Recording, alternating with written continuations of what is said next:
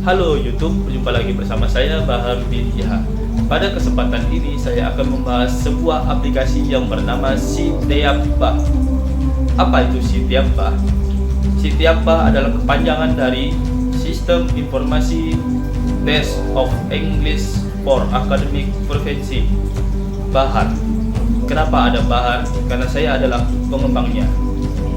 Sitiabah adalah sebuah produk yang diciptakan untuk mendapatkan gelar Magister Teknologi Pendidikan di Universitas Tanjung Pura, Pontianak. Pada kesempatan ini, saya akan membahas sedikit tentang aplikasi yang saya kembangkan. Sitiabah dikembangkan untuk mahasiswa IKIP PGRI Pontianak, karena saya penelitiannya di IKIP PGRI Pontianak. Sitiabah dikembangkan dengan metode pengembangan ADI, yaitu analisis, desain, development, implementasi, dan terakhir adalah evaluasi. Bagaimana profil dari Sitiabah? Mari kita lihat bersama. Sitiabah merupakan aplikasi yang dikembangkan dengan bahasa pemrograman PHP. Jadi untuk mengakses Sitiabah, kita dapat melakukan dengan cara membuka browser baik di handphone maupun laptop yang terkoneksi dengan internet. Pertama-tama kita buka browser kita. Kemudian kita ketikkan alamat daripada Sitiabah. Alamatnya yaitu teap.ikipgriptk.ac.id. Oke, setelah terbuka seperti ini, kita masukkan user yang telah teregistrasi pada sistem ini. Saya masukkan NIM saya F21511811027, kemudian passwordnya, kemudian jumlahkan, hitung. Ini sebagai pengaman daripada sistem ini, sebagai captcha. Jadi 32. Oke. Masuk. Oke.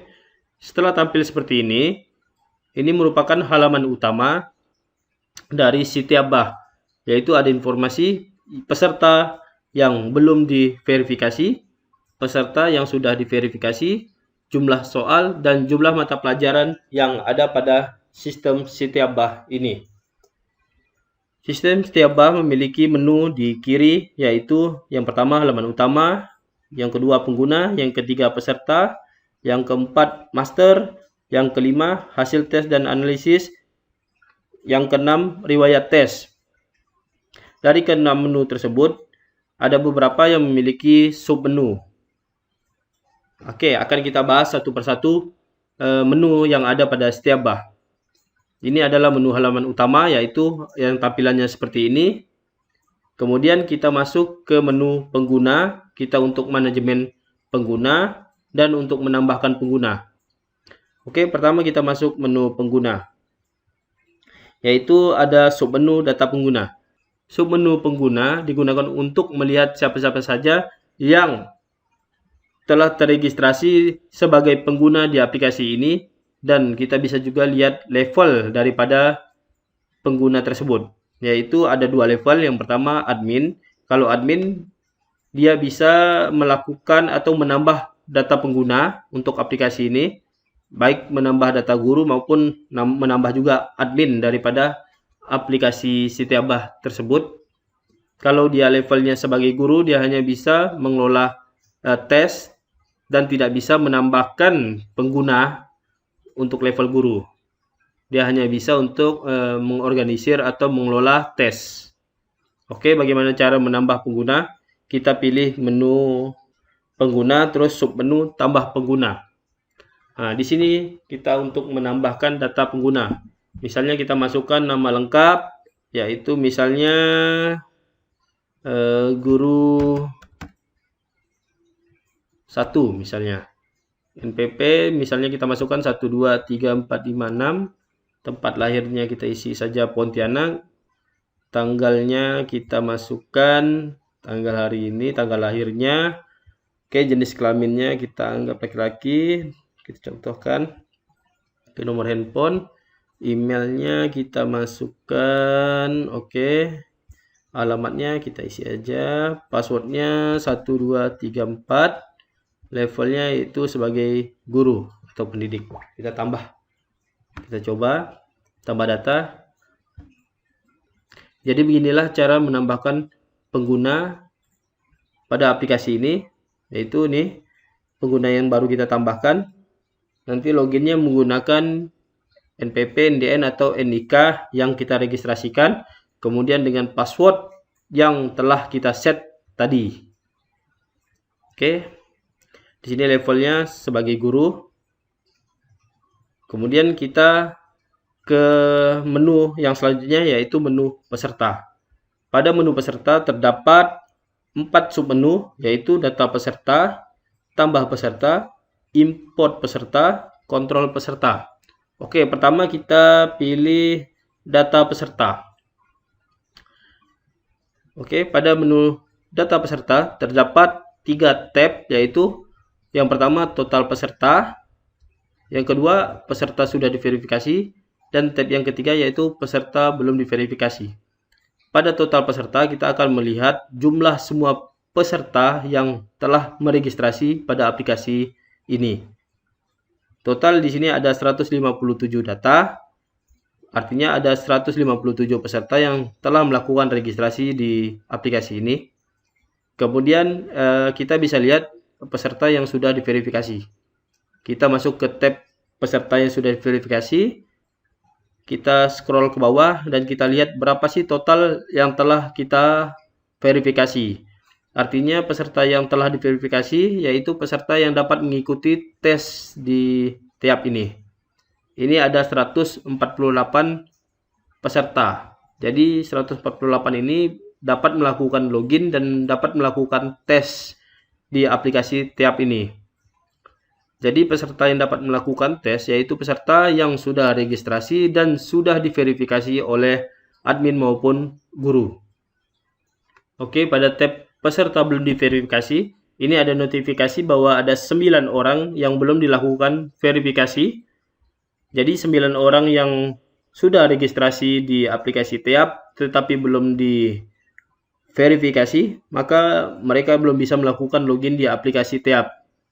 Untuk melakukan verifikasi yaitu dengan cara mencentang yang mana yang akan kita verifikasi, atau jika semuanya akan kita verifikasi, kita cukup centang yang di atas maka akan terseleksi semua. Pada contoh ini saya akan memverifikasi yang nomor 1 aja. Misalnya yang nomor 1 udah siap untuk melakukan tes, maka kita centang dan kita pilih verifikasi. Oke. Jadi yang telah kita verifikasi akan pindah ke tab yang peserta sudah diverifikasi. Jadi peserta yang belum diverifikasi berkurang menjadi tinggal 8 orang. Oke, kita masuk lagi ke submenu yang selanjutnya yaitu tambah peserta. Jadi di sini kita juga bisa menambahkan peserta. Jadi peserta tidak perlu melakukan registrasi di awal, tapi kita langsung tambahkan di sini juga bisa.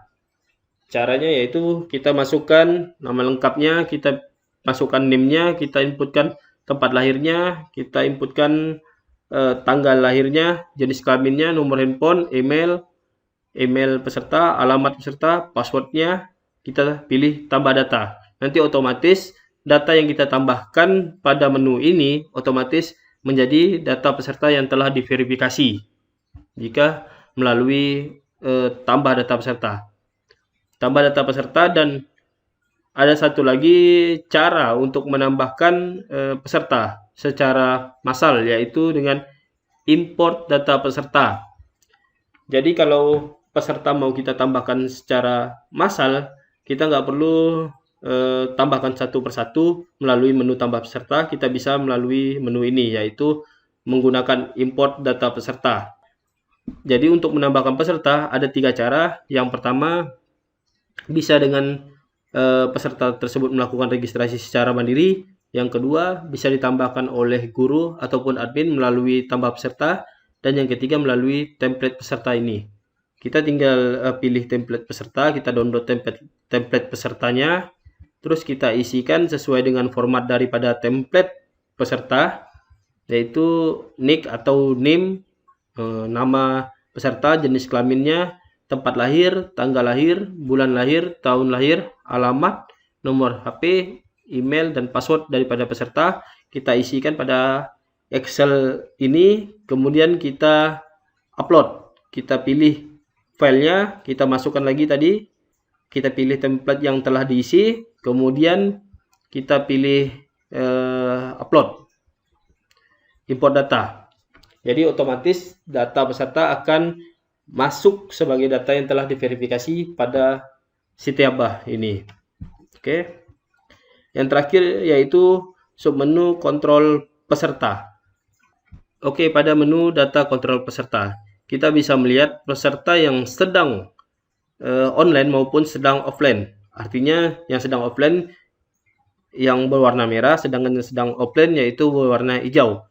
Offline di sini dimaksud dengan offline yaitu peserta ini bisa saja telah melakukan login tapi tidak melakukan logout. Nah, itu statusnya tetap akan hijau. Dia tidak akan bisa multiple login, artinya dia tidak bisa login lagi pada perangkat yang lain. Ini juga digunakan sebagai pengaman daripada sistem ini untuk menghindari dia melakukan multiple login ataupun menghindari istilahnya joki. Misalnya dia login menggunakan user yang ini, terus login lagi di komputer lain dengan user yang sama, maka dia tidak bisa.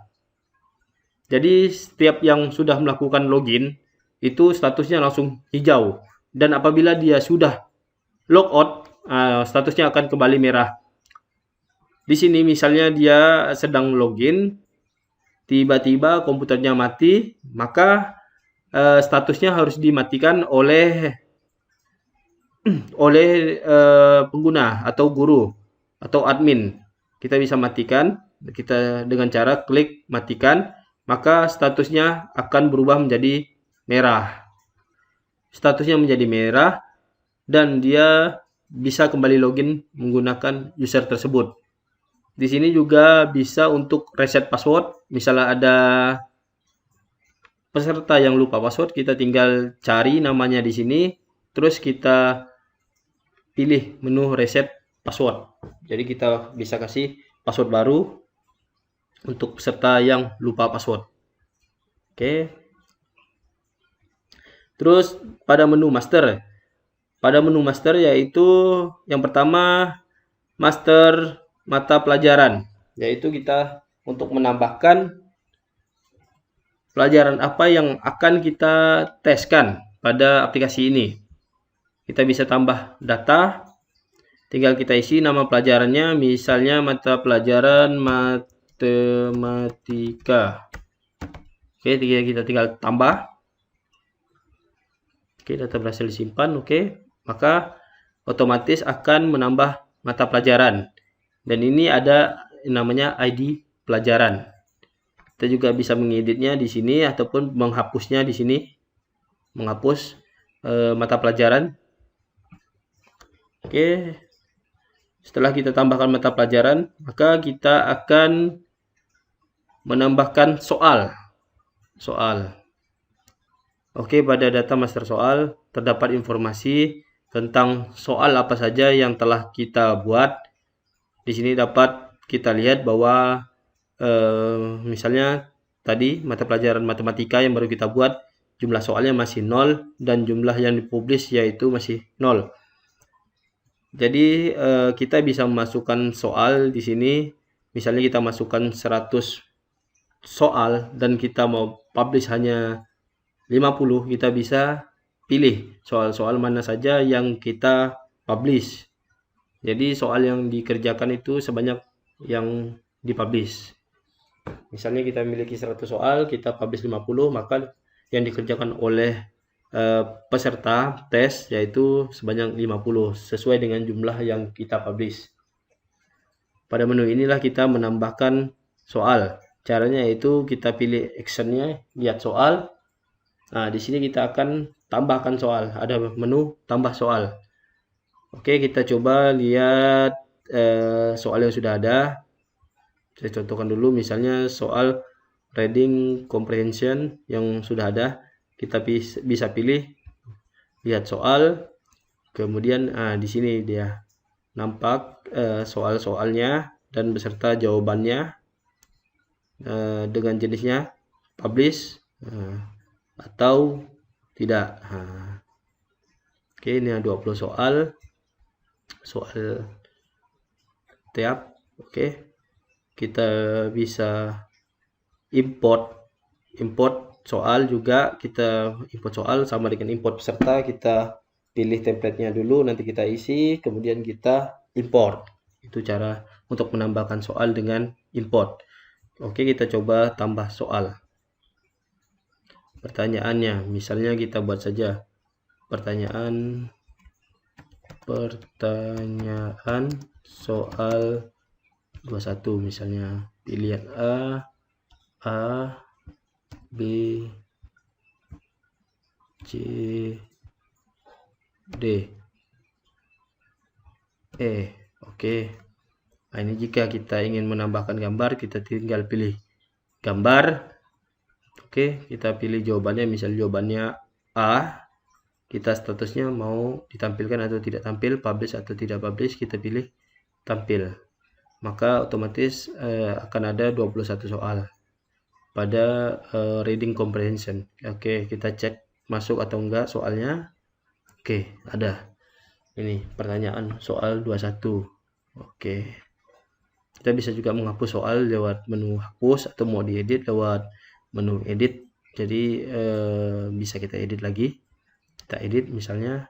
Nah, ini misalnya 20 pertanyaan soal 21 edit. Oke, kita cek. Kita ubah soal. Oke.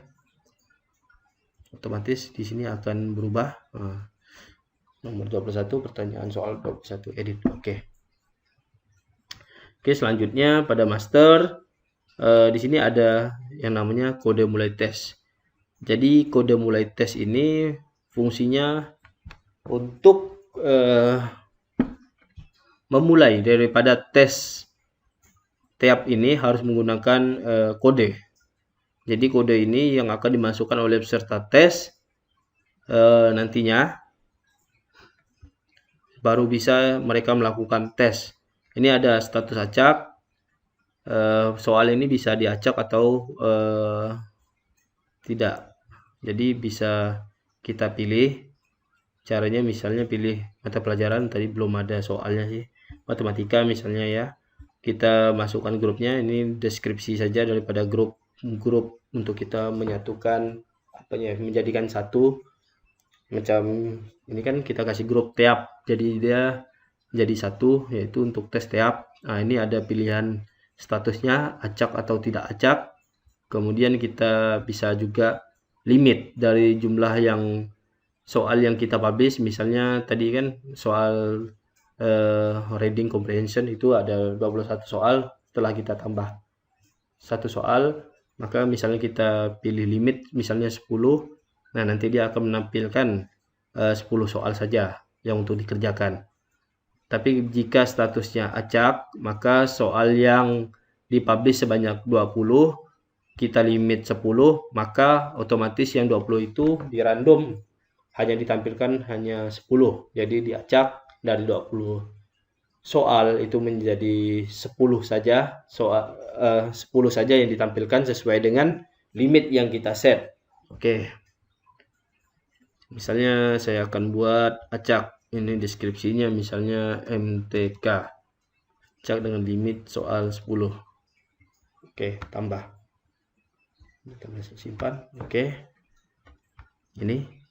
Nah, jadi untuk memulai grup MTK, maka kita harus memberikan kode tes ini kepada peserta tes agar tes tersebut dapat dimulai.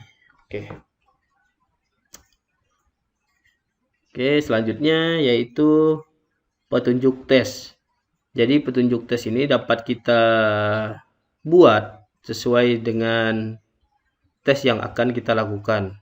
Nah, ini kan ada beberapa petunjuk tes. Jadi sebelum tes itu dilakukan, di sini kita bisa mengatur, yaitu yang pertama mengatur waktunya, jumlah ininya minimum benarnya. Oke, caranya kita tambah data, kita bisa pilih kode tesnya yang mana, misalnya tadi matematika, nama ujiannya apa, kita bisa atur waktu ujiannya berapa menit, ini dalam menit, terus jumlah minimum jawaban benarnya berapa, terus ini peraturannya seperti apa.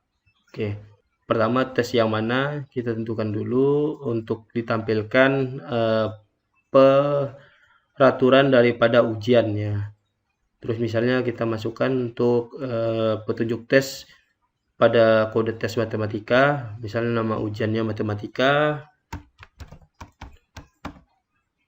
kita kasih waktu ujiannya misalnya berapa, 20 menit misalnya, ini dalam satuan menit, jumlah minimum benarnya, ini bisa saja kita set 0, untuk standar minimum jawaban benar, jumlah minimum jawaban benar, atau kita kosongkan juga nggak apa-apa, jumlah minimum benarnya kita masukkan peraturannya, peraturan tes. Oke, kita pilih tambah soal. Oke, soal itu soalnya disimpan. Oke, setelah berhasil kita lihat ke bawah ada. Jadi sebelum tes ini dimulai, maka akan ada tampil peraturan tes. Oke, ini ada peraturannya, jumlah minimum jawaban benar, waktunya, nama ujian.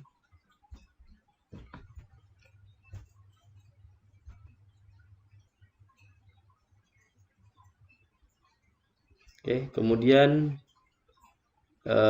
pada menu master udah selesai. Kemudian kita ke menu hasil tes dan analisis. Oke, jadi kita bisa pilih hasil tes. Misalnya kita tes matematika, tapi kan belum ada peserta tesnya. Ini baru kita buat, belum ada tesnya, belum dilakukan. Kita pilih misalnya reading comprehension. Kita ambil kodenya, misalnya kode uji coba tab nih. Oke, kita analisis, maka akan keluar hasil analisis tersebut. Oke, setelah muncul tampilan seperti ini, maka kita dapat langsung menganalisis mata pelajaran yang kita pilih tadi, yaitu mata pelajaran reading comprehension dengan kode tes yang sudah kita tentukan tadi, yaitu tab uji coba. Di sini terdapat dua tombol, yaitu tombol export analisis dan export nilai. Jadi kalau kita pengen data analisis itu menjadi Excel, kita bisa pilih export analisis. Begitu juga nilai. Kita tinggal klik export nilai, otomatis nanti akan terdownload sebagai Excel. Ini contohnya. Dia langsung mendownload filenya menjadi format Excel. Begitu juga nilai. Oke. Di sini terdapat informasi mengenai hasil tes, yaitu nilai tertinggi pada tes reading comprehension yang kita pilih. Ini nilai tertinggi, nilai terendah, informasi nilai rata-rata, simpangan baku, terus grafik hasil tes. Terus ada lagi grafik daya pembeda, grafik tingkat kesukaran. Jadi kita bisa lihat di sini di grafiknya berapa banyak yang diterima ataupun yang harus diperbaiki soalnya, atau soal yang ditolak. Oke.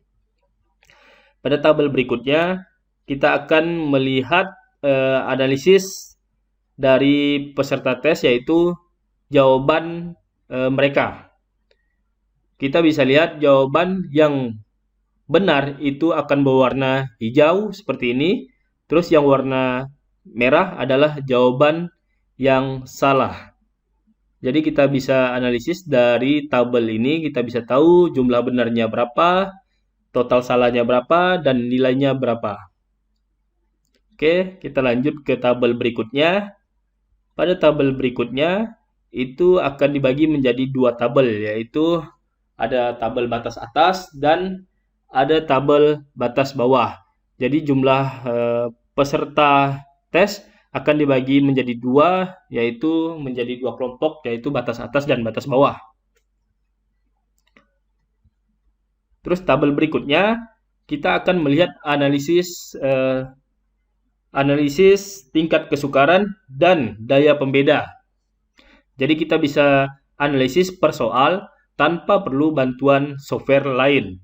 Jadi kita mau menganalisis soal yang kita teskan kepada peserta tes, cukup menggunakan aplikasi ini, kita sudah bisa melakukan analisis secara langsung ataupun secara real setelah mereka selesai melaksanakan tes tersebut. Oke, di sini ada informasi tingkat kesukaran.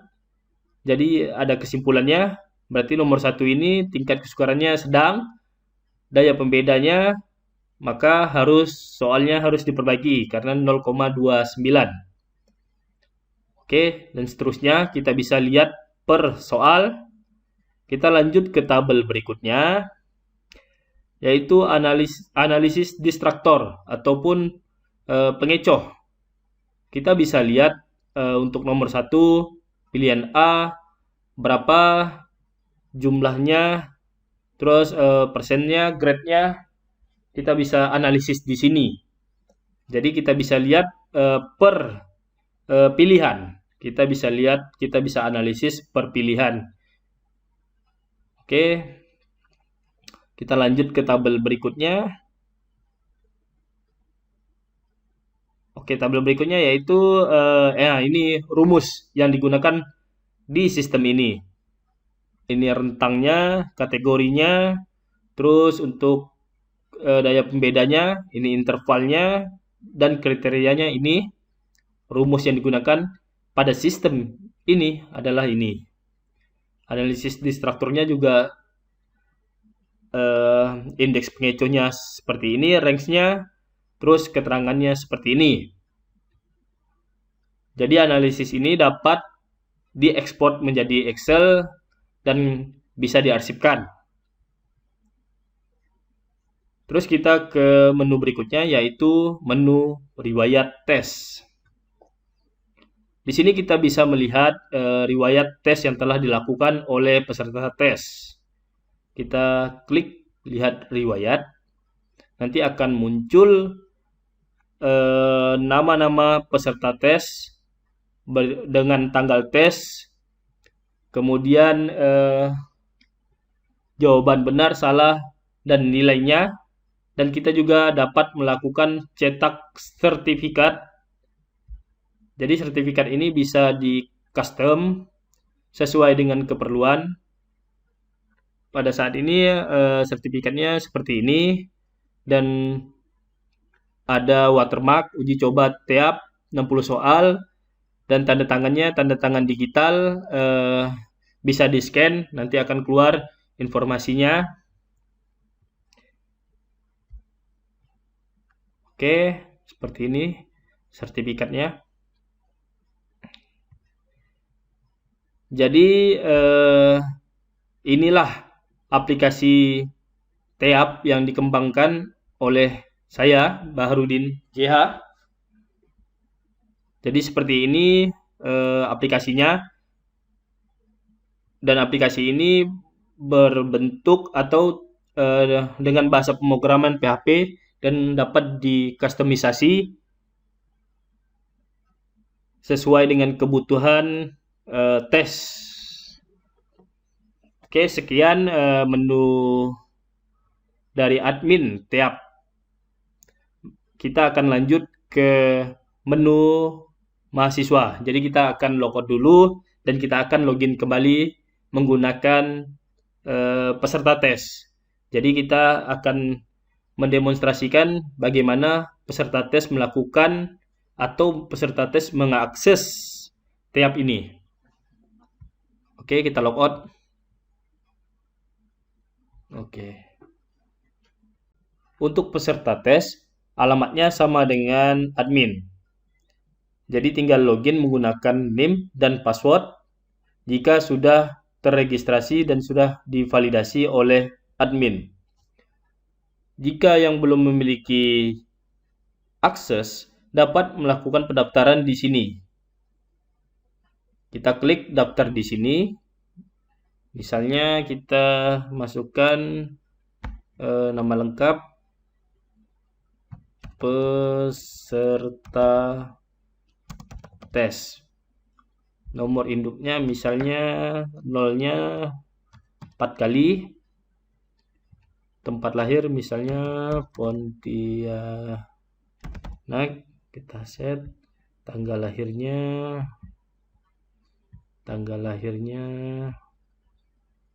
Oke, kita jenis kelaminnya laki-laki misalnya, nomor handphonenya 080808 sekian, email @gmail.com misalnya, alamatnya oke, masuk aja di pengangguran, passwordnya misalnya sama 04 kali. Oke, kita pilih registrasi. Jadi proses registrasi berhasil, akun Anda akan aktif setelah diverifikasi oleh dosen atau admin. Lakukan konfirmasi jika sudah membuat akun. Oke. Jadi selama akun belum diverifikasi, jika ingin mencoba login, maka tidak bisa login ke aplikasi ini. Misalnya. Oke. Registrasi Anda belum diverifikasi, silakan hubungi dosen atau admin tes, mohon tunggu sampai diverifikasi. Jadi ada notif bahwa registrasinya belum diverifikasi. Oke, jadi kita menunggu ataupun kita mengkonfirmasi panitia penyelenggara tes. Oke, jika telah diverifikasi, kita tinggal masuk dengan NIM yang telah kita daftarkan dan password yang telah kita daftarkan tadi pada saat registrasi. Tinggal kita tambahkan kode pengamannya dan klik masuk. Oke, ini tampilan tab di sisi peserta tes. Jadi ini informasi yang tadi telah kita daftarkan, ini tidak dapat diedit. Jadi ada keterangan jika terdapat kesalahan data dapat menghubungi admin atau penyelenggara tes. Ini halaman depannya, tampilannya seperti ini. Oke, jika ingin mengubah foto, kita bisa klik gambar foto di sini. Tinggal kita pilih foto yang ingin kita upload, yaitu foto kita, pas foto. Oke, tinggal kita upload. Jika kita upload, maka fotonya akan berubah. Oke. Untuk mulai ujian, pastikan kita mendapatkan kode yang diberikan oleh pengawas. Jadi setiap untuk memulai ujian, kita harus memasukkan kode yang diberikan oleh pengawas atau pelaksana tes. Oke, misalnya kodenya setelah diberikan, ini kodenya, kita klik mulai ujian. Oke, setelah kode mulai ujian berhasil dimasukkan, maka akan muncul petunjuk pengerjaan soal dan peraturan. Dan waktu pengerjaannya juga ada di sini, 55 menit. Ini adalah petunjuknya. Jika telah kita baca, di bawah ada pernyataan bahwa saya telah mengerti dan siap untuk mengikuti tes. Ini harus dicentang. Kemudian kita klik mulai tes. Oke. Maka now we will begin the test of English as a foreign language. Break the seal and open your test book to the first page. Kita dengar.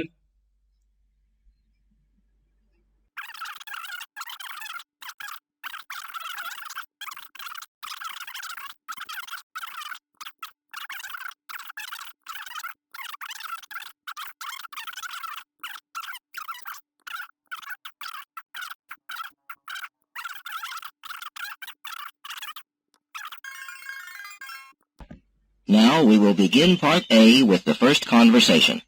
Oke, anggap telah Number selesai 1. kita mengisi semuanya. Sorry, but Maka I kita can't klik go and have a finish. cup of coffee with you now. I've only done half the readings for the Oke, philosophy jika class sudah kita tomorrow. klik. And I thought I was a slow reader. What does the woman mean? Oke, maka akan keluar data riwayat ujian yang kita lakukan. Ini skornya. Kita bisa langsung cetak sertifikat secara mandiri. Karena tadi belum mengupload foto, maka tidak keluar fotonya. Oke. Kita bisa langsung save PDF. Ini sertifikatnya. Oke, jadi begitulah proses dari ujian menggunakan TEAP. Jadi tadi pas pengerjaan soal itu ada waktu yang berjalan mundur. Jadi kalau waktunya habis, dia otomatis langsung finish. Dan aplikasi TEAP, sistem security-nya tidak bisa multiple login. Misalnya, kita keluar tanpa logout atau keluar tanpa menu keluar. Kita langsung close dan kita ingin masuk kembali, maka kita tidak akan bisa login. Oke, kita coba. Misalnya kita close tanpa melalui menu keluar, ataupun ada yang ingin mencoba login dengan user yang sama di waktu yang sama, maka sistem akan menolak dan tidak bisa login. Oke, kita coba. Misalnya kita langsung keluar tanpa logout. Kita masuk lagi, kita ketikkan teap.ikip.pgptk ACID. Kita masuk kembali menggunakan user yang tadi yang tanpa logout. Oke, 8. Maka kita tidak bisa login. Ada pesan kesalahannya, Anda sudah melakukan login. Logout terlebih dahulu untuk login kembali, atau hubungi admin untuk melakukan logout, atau tunggu maksimal 1 kali 24 jam untuk melakukan login kembali. Jadi setelah 1 kali 24 jam, maka peserta tes bisa login kembali tanpa harus menghubungi admin. Oke, sekian tutorial dari TEAP. Terima kasih telah menonton tutorial ini. Sampai jumpa di tutorial berikutnya.